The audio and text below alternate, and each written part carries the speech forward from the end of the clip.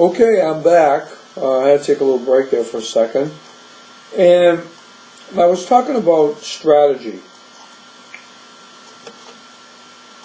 Essentially, a strategy is an organization's goal-directed plans. You have smaller strategies or objectives to support the major strategic goal. I can't stress that enough. And what you're doing is you're getting your goal-directed plans, and all of this is in your culture book, and align those plans with the capabilities and the resources of the organization. So that means we're looking for opportunities and threats, like what is our organization competing with externally, our external customers, our government agencies, our vendors. All of these are part of our external environment. But we also have internal customers, and those internal customers are our employees. So when we plan strategically, we have to take both the external and internal environment into consideration. So we call these goal-directed actions. That means just like we bring the vision to the mission, we bring the dream to the reality, we now get the strategic plan and we bring that to the reality, okay, by doing a SWOT analysis of our external and our internal environments. So yeah, our internal customers are our employees. So in order for us to be competitive, we also have to be vigilant of the resources that our internal employees need strategically to carry out the strategic plan, the big plan. Okay? So that's what's really important here.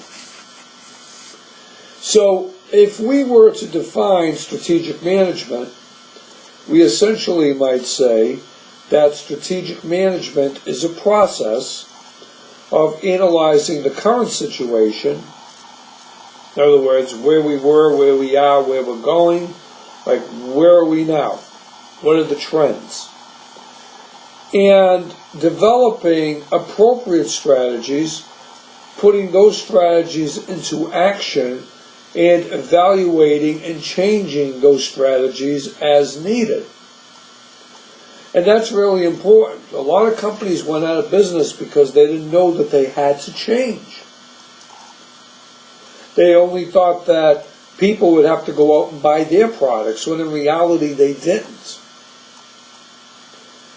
Because competition was getting in, and they were sitting on their profit margins, and they weren't thinking of going forward. So, if you look at figure 1-1 of your book, they talk about the basic activities of strategic management. The first one is a situational analysis. The second one is a strategy formulation. The third is going to be strategy implementation, and the fourth is strategy evaluation. And the thing is, strategic management differs from other types of management, say like marketing management or personnel management. It differs from those. Why? Because the four aspects of strategic management that set it apart set strategy apart are, it's a disciplinary. Doesn't focus on a specific area. Okay? Like human resources, production, marketing, advertising, etc. A second one is external focus. And that involves the interaction of the organization with its external environment. And we talked about that.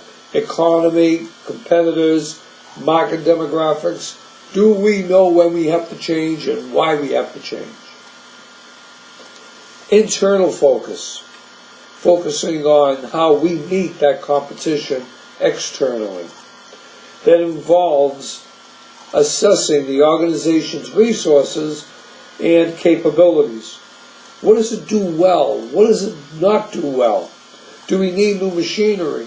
Do we need to retrain our employees? Like, what do we need to do when we do that SWOT analysis? So you can't just do it in the external competition. You also have to do it with the internal competition as well. And then, finally, future direction. Future direction is forecasting the future business. What is the future business climate like in the organization? And how do we plan to go forward with the organization?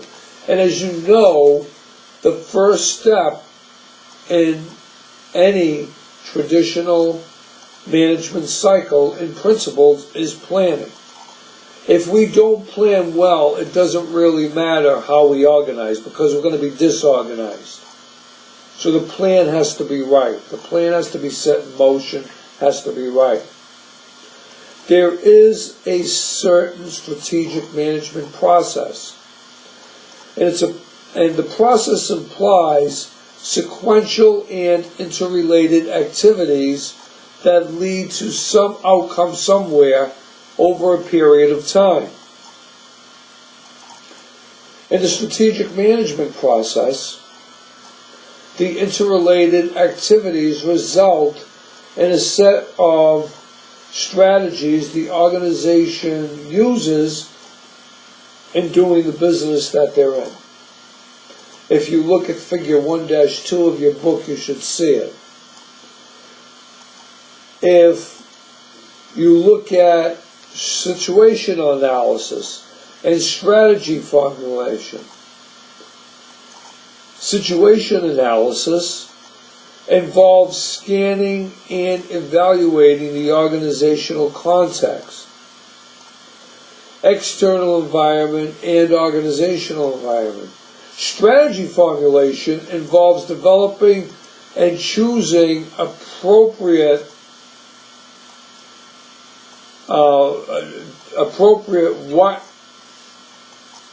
what we need. And what we need is guided from the results that we got from the situational analysis. So, under strategy formulation, we have functional strategies and we have competitive strategies. Functional strategies are also called operational strategies.